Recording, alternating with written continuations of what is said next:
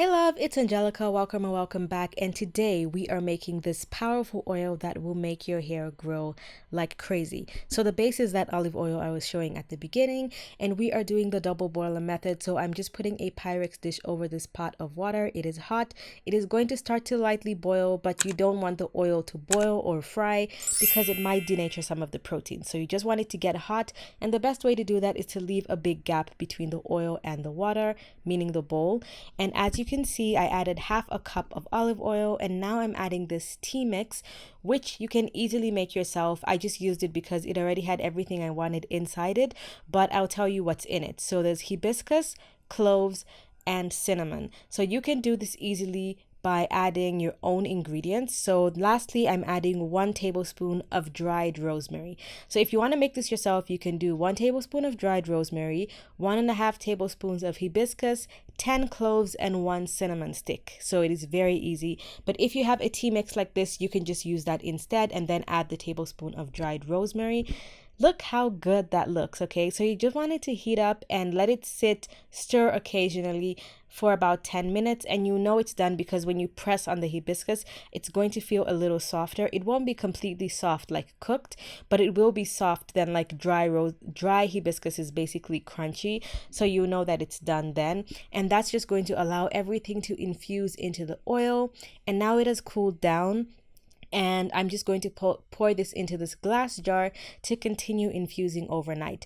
Now, you know I love to use fresh rosemary, but I want this oil to last for a long time, and any fresh ingredients have a high water content, which means the oil can go bad very quickly. But if you only make a little bit and you only have fresh rosemary, you can absolutely do it. Just make sure you use it in like a month or less. So, and you want to take the rosemary out, you don't leave it in like that for days if you're going to use fresh rosemary. But since it's dry, everything is dry, nothing's gonna go bad, it's just gonna be perfect. This is the next morning, and you can see it just looks so good. And now I'm decanting it into my glass dropper jar. This is just an old skincare bottle.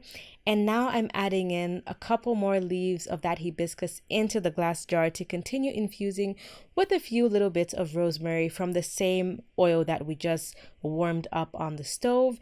And this is so that it can continue infusing, and honestly, it also looks extremely aesthetically pleasing. If you like nice things, to be honest, using something that's aesthetically pleasing, you're most likely going to use it if it looks pretty than if it doesn't. Just look at that bottle. Like, who wouldn't want to use that? So now this is the hair we are working with. My hair is usually in twists or braids, but you can absolutely do this if your hair is out as well. It doesn't have to be in a protective style. All you need is access to your scalp, so perhaps you can put your hair in 4 sections so you can work with it easier.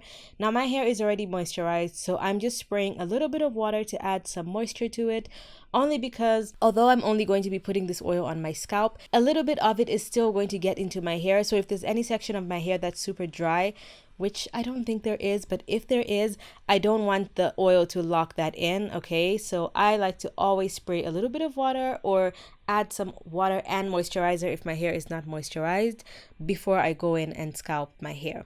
So as you can see, I'm just working that little bit of water in. You just want it to be slightly damp. It should just feel moisturized. You don't want your hair to be wet because that is absolutely unnecessary. So I take that all the way down the shaft of my hair to make sure that it feels equally damp. And now I'm using the Amika, the closer, not sponsored, and I love this product, so I'm using it on my ends. You can use any moisturizer to do this. I just have this, so I like to use it. It is specifically formulated to help the appearance of your ends, to make them look better and to prevent any more split ends. So that is specifically what it's made for. I don't use it on any other part of my hair, mostly because it is such a tiny bottle and I would not waste it like that. So I'm going to every single twist and focusing this on the ends, even though my hair is moisturized, because everybody's ends are the oldest and driest parts of their hair, so they need just a little extra bit of attention compared to the rest of the hair. And when I'm oiling my scalp, I just like to think, you know, I'm already doing it, I might as well put in a little extra effort. Sorry if you can hear any banging noises outside, there is some construction going on. So I also take this opportunity to retwist any sections of my hair that are not twisted, because when the hair is damp, it is easier for it to stay twisted. So if your hair is in a protective style and any bits of it are unraveling, you can take that time to do this as well. This is what the oil is looking like later on, and then the oil in the bottle, that is what it's looking like. And I'm just going to be taking droppers full and starting to apply this to my scalp. Now I'll only be putting this in the lines between every single twist. I'm not going to be putting this in between my twists simply because it's not needed. The twists are small enough, and when I do my scalp massage, the oil is going to move around, so I don't need to put too much oil.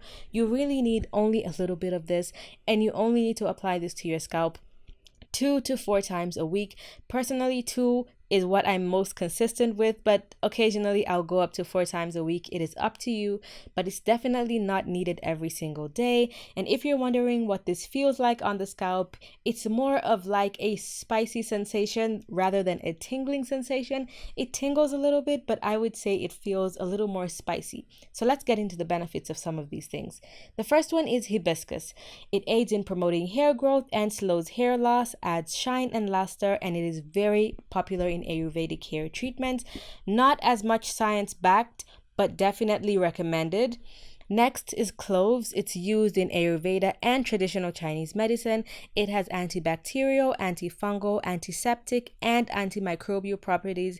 It is rich in antioxidants, treats dandruff and itchy scalp. It also contains a compound called eugenol that helps promote hair growth and strengthens hair and promotes premature graying, which we all want. It will not turn your gray hair back to black, so I just want to reiterate that.